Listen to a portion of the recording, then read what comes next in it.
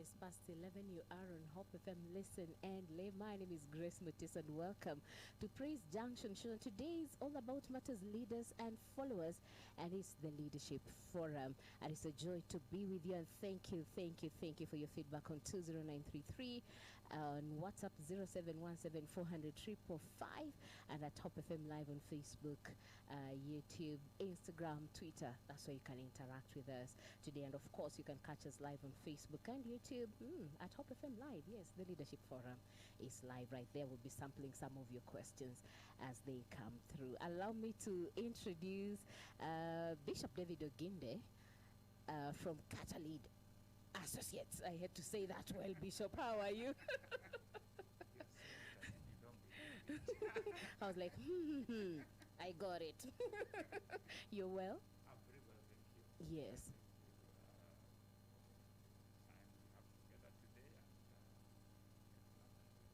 Amen. Amen. Amen. And let's go straight to matters leadership. You know, from the last time you're here with one boy, as you're focusing on 100 days and then women in leadership, a lot has happened in the leadership front. The main one, our governor all the way in Meru, our leader governor all the way in Meru, Mwangaza, you know. I'd want to hear your thoughts on that. Of course, she's come out, she's spoken.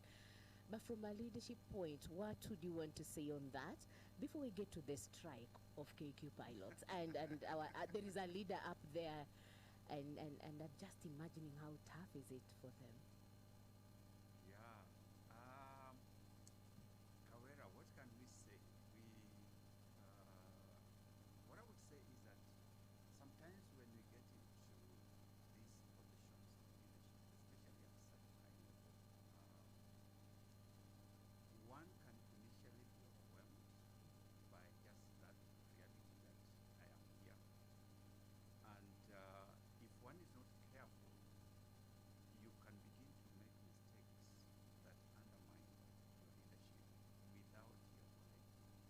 And so, in fact, as we are going to discuss in a short while about the first 100 days, it's a very dangerous space to be in, and one needs to breathe in, you know, like really breathe in, so that you become sober, you relax. Because sometimes people think that since I've got this job and I have this task, I have this position, I need to hit the ground running. And you can actually hit the ground running, you know, Yes. and crash. Yes. So it is very important that you sit back and reflect. Kawera had a great opportunity and a very unique position as a person who got into this leadership space, highly competitive space, and she went against all odds, and all odds were against her, and won the election. That is both a blessing and a curse. A blessing in the sense that it makes you, it really reveals what people think about you and how they value you. Yeah. And it's really a stamp of approval, as it were, because here was a situation where there were two main political parties with very strong candidates, Yes. both of them. Yes. And you come in as an independent candidate and you actually pass between them and get this. Yes. The famous statement. Yeah, Yes. unapitia katikati yao, and Kumuona. you get, yeah, Yes. and you get this position. Yeah. It is a strong statement of approval from the electorate that they have observed you and they have listened to you and they believe in you, and therefore they expect that you are the one who can provide leadership for them at this time. But on the other hand, it can also get to your head, as it were, and begin to think, I have the answer to all the problems, and therefore it is my way. So how you balance that is a critical thing for any leader in this space, so that you remain, on the one hand, you will appreciate the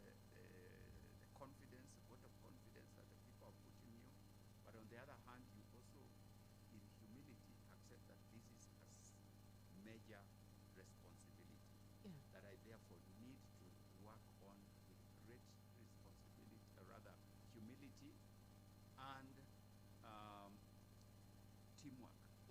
Because as an independent candidate, you need a lot of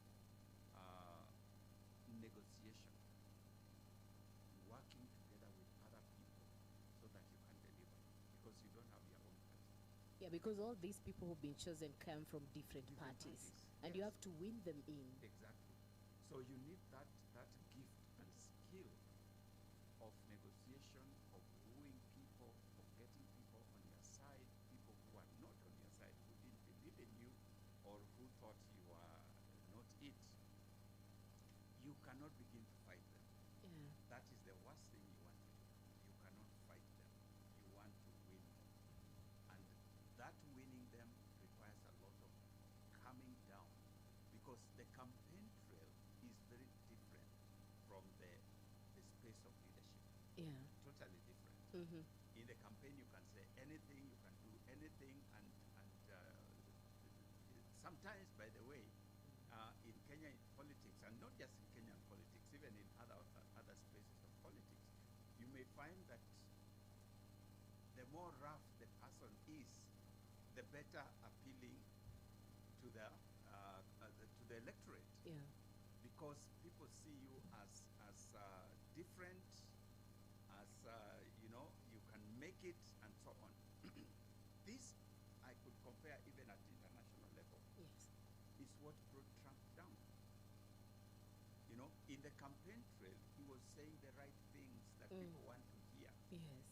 Yes. And they loved him for that, and they gave him their votes. But when now he comes into government is a totally different ball game altogether. And by the way, I said that when Trump won the elections, I said unless he changes drastically, he may not make it. And this was before he made any mistakes or he did anything. But I just watched him on the campaign trail and how he had conducted himself, the things he was saying, the way he was going about his duties. And I said actually on this forum that I fear if he does not change, he may not last long. Yeah.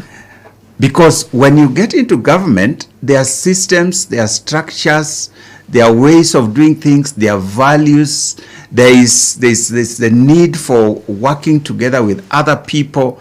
It requires a different skill set altogether in order for you to succeed.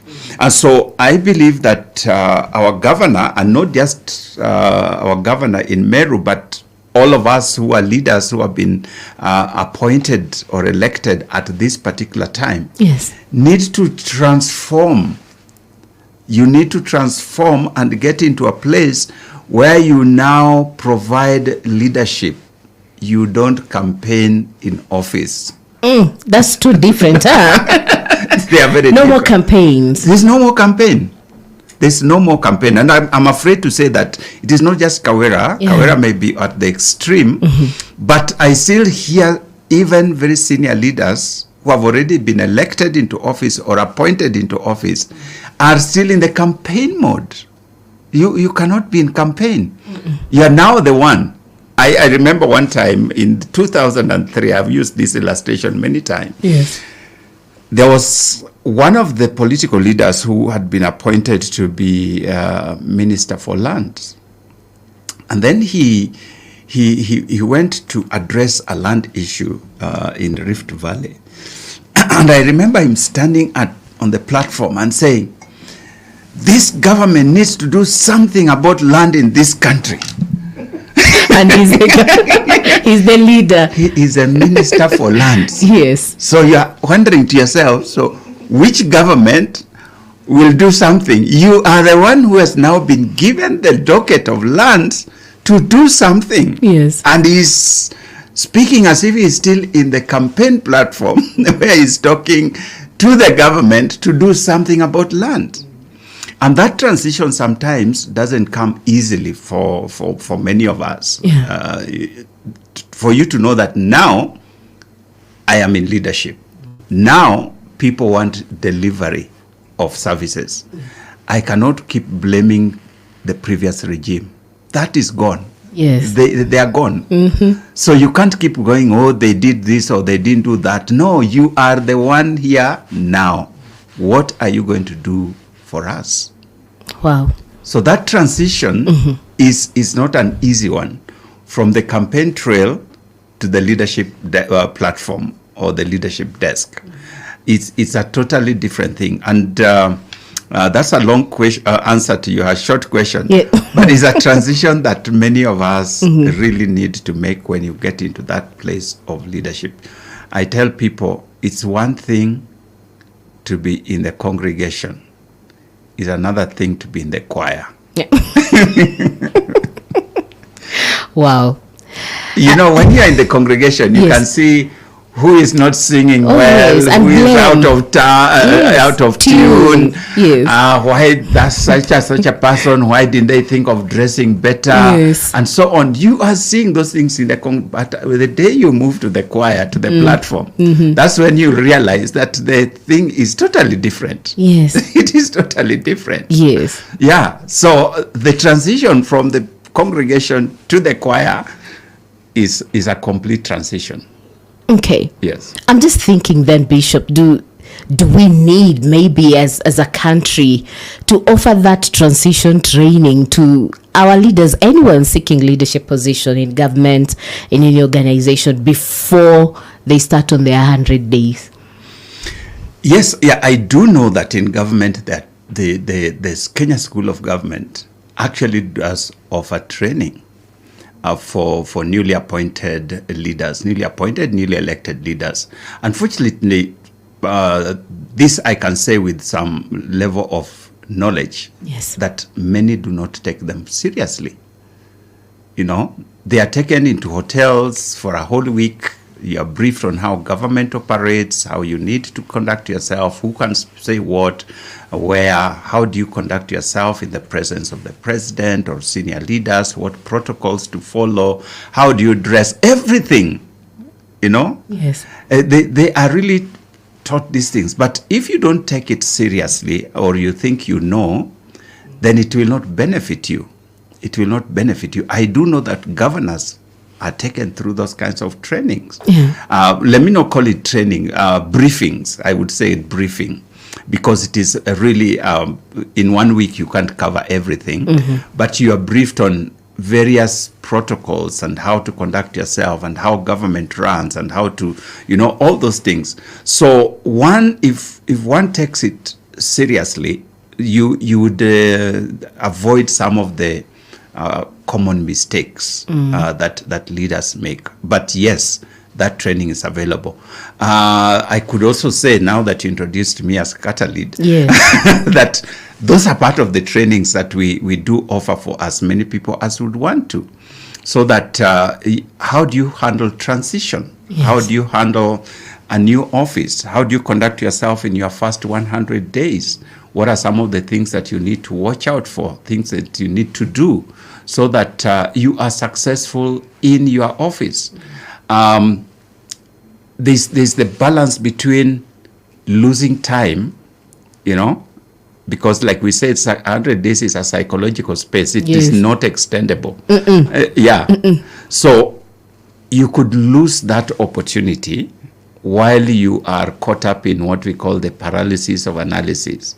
I'm still learning my game. I'm still learning my people. I'm still learning my organization. The days are going. Yes. But you could also be too rash, trying to do as many things as possible within this first 100 days, and in the process make mistakes because you didn't do due diligence, you didn't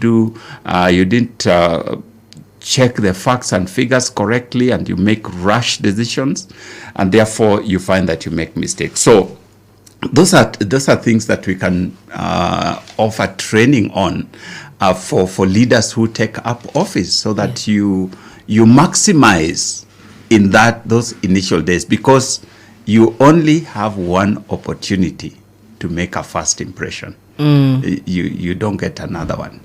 No repeats. No repeat. Okay. Okay, Bishop. Yeah. And one more thing before we get to the topic of the day, you know, a new CSC is in place, transport, and the first thing on his desk, boom, pilots are on strike, Yeah. where do you begin as a leader? And you're trying to negotiate. They're saying, we're not coming back until we are sorted. Yeah, that is a very difficult place to be in for any leader, and I can't pretend that is easy, because on the one hand, you listen to the pilots and what they are asking for, and you can appreciate their demands and what they need, and then you look at the circumstances under which these demands are being made, and you sympathize and empathize with the leadership on the other hand. And union matters, which is a totally different thing when it comes to leadership. Yes. The industrial action and how you manage them, it's a totally different story.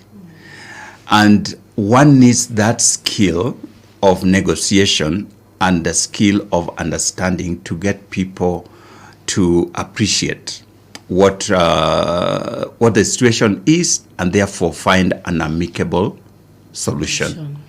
Because, as you would know, unions usually pick the most difficult part or time to call for their strike. So teachers will call for strike during exam time. Mm-hmm. You know? Yes. Because that's when it will hit you the hardest. And you do something. So that you could do something. Yes. Pilots pick up at a peak time when Kenya is just coming out of COVID, we are coming out of drought, we are coming out of elections. The tourism industry is just about to pick up, and it's really picking up very, very positively. So this is not the time you want a strike. This is the time when you want everything to be in place. Yes. But this is the time when a union feels that you will feel the pinch, and therefore is the time to strike. Literally strike, you know, so that you can do something quickly. So what that space requires is the skill of negotiation. Is a skill of negotiation at different levels, and there are many different kinds of approaches to negotiation in this kind of space. But the key thing, whatever else is taken, is that you don't want this to be prolonged. You don't want a drawn out negotiation that then affects the business, affects the industry, and in this case affects the nation. Yes. Because people still have to travel. We are coming in at a place where several airlines in Africa have actually gone down. And Kenya Airways was beginning to enjoy a very special space where the competition is reduced. And if we put our act together, it was very possible that this could have been the breakthrough that we have been waiting for in Kenya Airways. So how do we bring the pilots to be part of this grand scheme of things and help them to understand that this is a great time for us to build together? Yeah. That is what the negotiation skill that is really required. There's a whole study on what we call the art of persuasion. And the art of persuasion is a whole skill by itself. How do you persuade or get people to do what you want them to do in a manner that they feel themselves to be happy to do it? Mm-hmm. The art of persuasion. Yes. Those are the skills that are required in this kind of space. And these skills, yes. Is it that the leader who has it, or the leader has to look for somebody who is gifted or maybe trained in it to bring them on board to do that negotiation and persuasion? It's both. It's both. Because there are times when you as a leader, you can find yourself in a place where you are over-involved, possibly emotionally, and therefore you can't be very objective in that particular space to offer that persuasion or negotiation. And so this is where external people are sometimes called in to intervene. And that is not unusual, to bring in external negotiators who then will listen to both sides and hear where the issues are and come up with proposals. Yes. That is not unusual. That is acceptable, because you may find that both parties are too engaged emotionally, that they cannot make rational decisions. So especially for the leader, the others are a group, and they have you down. In wrestling, the person who is on top determines what they do with you. They can decide to twist your arm. They can decide to block your nose. You can, they can do anything because you are down. So you need somebody who can come externally and assist in this negotiation. So that is not unusual, so that you bring in people. But as a leader, these are skills that you need as a person, because these kinds of things, and it is not just a strike, all kinds of crises can arise. And how do you handle the crisis? Even things like when a person is taken hostage. Yes. And the people who have taken them hostage are asking for a ransom. Lot of money. Yes. A ransom. Yes. There are people who have been gifted in that area, so that they can actually negotiate with the hijackers. And in many cases, they get the person to be freed, sometimes with no payment, Yes. But there are situations where people who are not gifted in that area have made mistakes and the person is killed. Sad. Yeah, and people have died, Yeah. So call in experts if you are not good at it. And it does not mean that you're a bad leader. It just means that in this particular area, I am too engaged, I'm too involved. I may not be able to make an objective decision. Okay. One more, then we move on. I kept thinking since the strike began, will threats work? Return to work tomorrow by this time, or you are fired, or you get a disciplinary action. And I kept thinking, what are the do's and the don'ts, the says and not totally to say in such kind of a situation for a leader? By the way, threats are part of negotiation skills. They are? Yes, they are. Okay. From both sides. Yes. And what's like, by the way, I don't care, we'll still move on. If you want to come and see it, like what I had Mwangaza say, serikali tutaendelea mbele, MCAs. If you don't want to come, it's okay, we'll move on. Yes. Is that still part of negotiation? It depends on what cards are you holding. You can only say that when you have some cards. If you have no cards, you will be done for, because people can call you a bluff. You say, if you don't return to work by this time, you are sacked. And then they don't return. And then you find you can't sack them.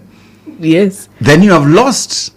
True. In terms of negotiation, because you are negotiating power now has gone down. So threats are part of negotiation skills, but they are what we say you use sparingly. As the last option. The last option, you use them very sparingly, and only if you know that you can enforce that threat. Because if you issue what we call empty threats, they work against you. Yes. Like pilots, you can't train a pilot tomorrow and get another one. No. Yeah, so if you say we are going to sack you, they know you can't sack them because where are you going to get others from? Yes. True. So those are, you use them very sparingly, but you only issue threats that you know you can enforce. They are enforceable. And the other side can see that indeed you can enforce them. And if you do enforce, I'm going to lose. That's where threats work. But just to say that threats are part of negotiation skills. Okay. Even God uses them. He has put hell. If you don't follow my way, you go to hell. But there are people who don't care about hell. They say, have you ever seen that hell? I don't care. Well, one day you will find that you are there, and it will be too late. Yeah. Yeah, but it's part of it. Okay. Yes. But ensure you have a card. Make sure you have a card. Make sure it is enforceable. Okay. Yes. Drought, Bishop, drought. Oh. You know, yesterday I watched in the news, there is some part, I believe in Narok, where a gentleman was speaking with so much pain that we have a lot of food. It's rotting, you know, in our farms because of this road. If only this road was repaired, we could have this food distributed elsewhere. On the same breath, another place where people are literally dying, animals are dying, you know, and nothing can be done. And I kept asking myself, oh my goodness, as a leader, what do you do in such a situation? There is one place where there is a lot of food, but bad roads. And in another place, people are literally dying and eating poisonous, you know, fruits and all that. You know, drought, food, famine, and hunger has been with us for years. This is not the first one, for years. And sometimes you wonder why as a nation we have never learned. We have never learned, because problems and crises are opportunities for learning. That's what I have come to realize, that whether at an individual, personal level, problems, crises that you go through are opportunities for learning. Most of the developed world, let me say actually almost all of it, most of the innovations and inventions in the developing world were as a result of crises and problems. So when a problem arises, you try to see, first of all, why did it happen? How did it happen? What can we do to mitigate this so that it doesn't happen again in the future? And so you come up with both short-term and long-term solutions. So the whole thing of food security in this country is a matter that we have discussed, debated, looked at, and so on. But we don't seem to ever learn, so that at one point we have too much milk, we are pouring it out, you know, the farmers have nowhere to take it. Yeah. We have too much maize, it is rotting in our farms. Just the following few months, we are importing maize because we don't have enough. So where are the Josephs of our time who are saying there's going to be 7 years, not 1 year, not 7 months, there's going to be 7 years of drought and famine. Let's use these 7 years to store enough food that will carry us through 7 years. 7 years. We are not talking about 7 months. So where are we at in that space that somehow we never imagined that we can have 7 years of drought? And therefore, we store enough food because this country produces, when there is rain, we produce enough food to keep us going. In fact, in some places, like you're saying, too much, that it is rotting in the fields. I saw in parts of Central, where again, there were people who are saying that we have too much food. We don't know what this thing you're talking about, food shortage. We have too much food. It's just the roads, you know. But apart from the roads, what about the storage? What about the preservation of food for the future? I remember growing up as a young person in the village, one of the things that my father used to do, and it was not just him, but several wazes in the village. I didn't know too many because I was too young. Yes. But what they would do, they had a granary. In my father's compound, there was a granary that was right in the center of the compound. We had others that were on the sides.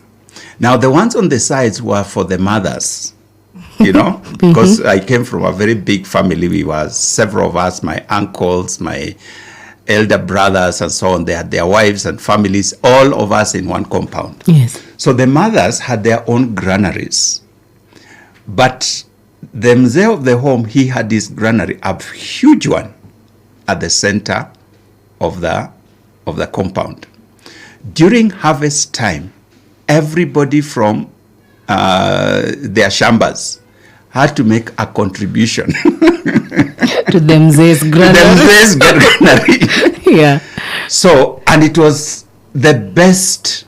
If it was millet, if it was maize, it had to be quality. You could not bring the small ones. You bring quality. And they were put in that central granary, which was huge. No one could touch it. Year in, year out. You could not touch it. Even if you ran out of yours, you go and find a way. But when there was serious like drought or serious food shortage, that's when now the mosaic calls you, hey, Mama so-and-so, come. And you come with these baskets, and he gives you a few. Well, take a little, go and feed the children. And that granary never ran out of supply. Never. As long as I grew up, I never saw any time that it was empty. The others could be empty, but not this one. Yeah. So food security right there in one home. Yes. And it happened in homes I know of in our village. That's how it happened. Food security. And that maize could stay for years if there was no shortage. Yeah. It could stay for years. They would just come, and sometimes they replenish, remove it, put new one so that you use the old one. I wonder, why can't we do that as a nation?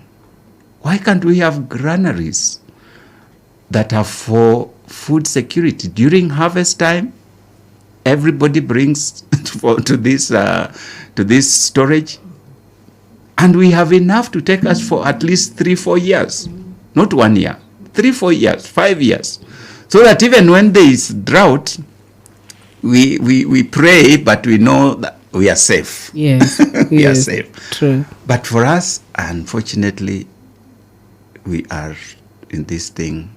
I feel sad as a member of Kenya.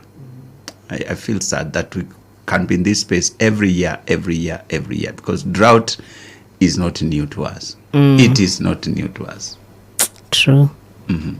Hope somebody is listening as I'm listening, and we do something.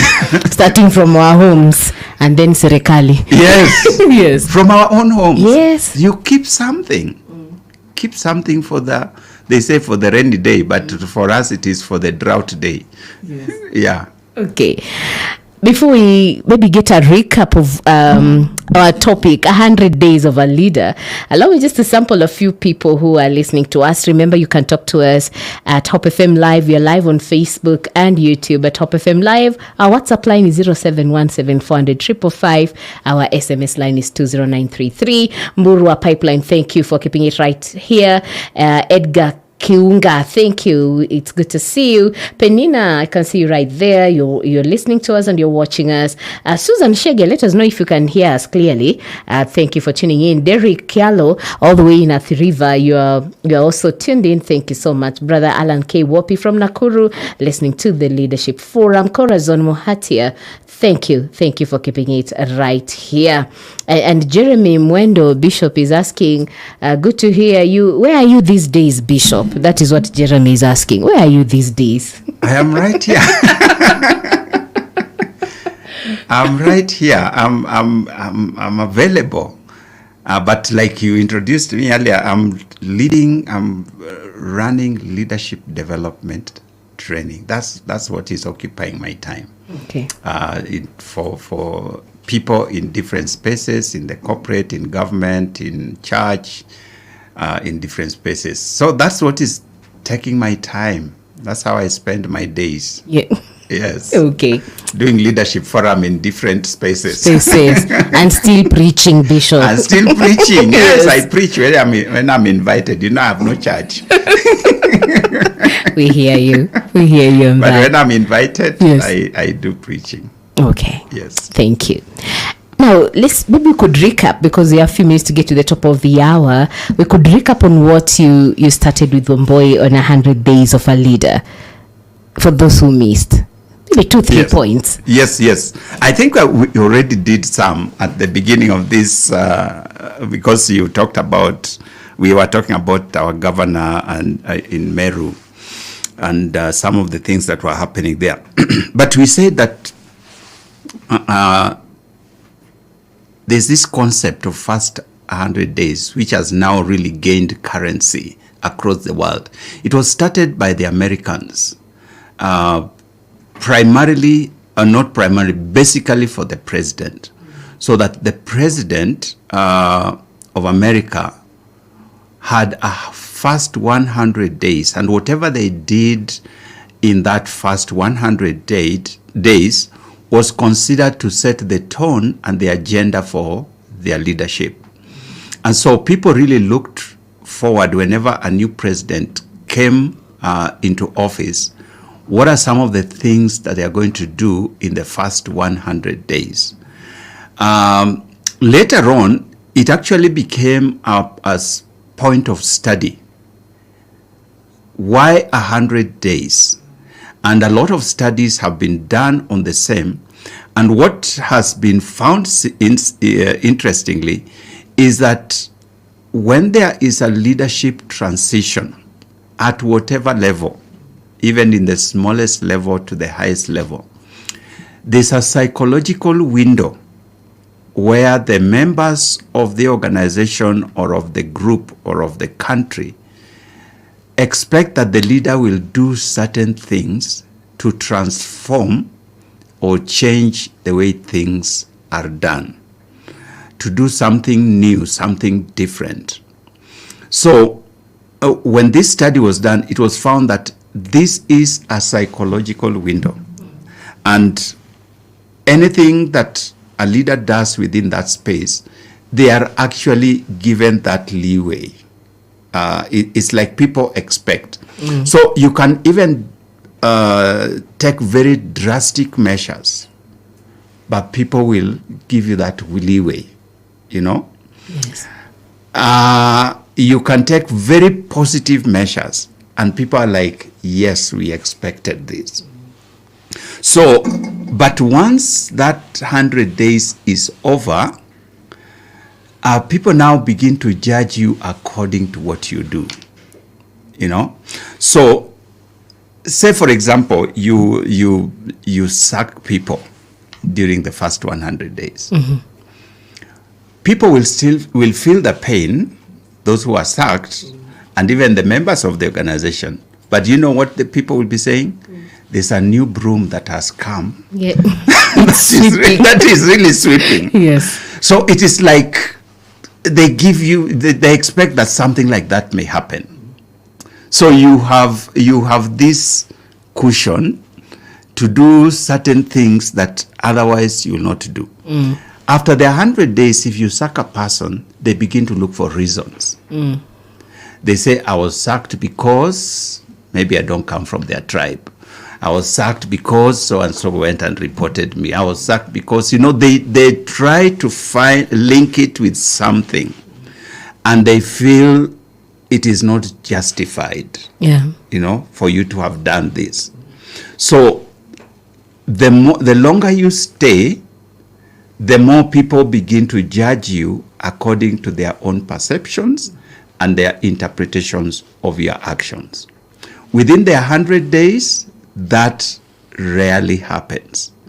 They give you the benefit of doubt, like he said. They give you the benefit of doubt. So this 100 days, therefore, is like a honeymoon time for a leader. You know? Yes. It's for you to do the right thing. Do what you need to do. Do what you need to do. I normally say, you know, even Jesus say, whatever you have to do it quickly. Yeah, you do it quickly. So in that space of 100 days is a great opportunity to bring about organizational transformation, especially if you're coming into a space where things need to be changed or certain things need serious change. So it is a great opportunity for leaders. Now, unfortunately, some leaders lose that opportunity, sometimes because you don't know that it exists, And so you dilly-dally over issues, and before you know it, your 100 days are over. And anything you do after that now, you may face strong opposition, queries, etc., etc., which you may not have experienced in the first 100 days. Okay. So that is at one extreme. At the other extreme, there are people who come with too much zeal, and you begin to do things which in the long term you look back and you find, hey, I shouldn't have done that. Because with now more information, the way I was seeing this thing was actually not the way it was. But it has been done. It has affected the organization. It has affected your relationship with people. So it's a very big balance that one needs to put in place in order for them to achieve the most within these first 100 days. Okay. Yes. It's a good point to think as a leader. Did you utilize your 100 days or and did you do it too quickly, or you just did it on time, or you dilly-dallied? Let's catch up with the news at noon. We'll be right back here on Hope FM. Listen and leave this Praise Junction, the Leadership Forum. My name is Grace Motiso. I'm hosting Bishop David Oginde.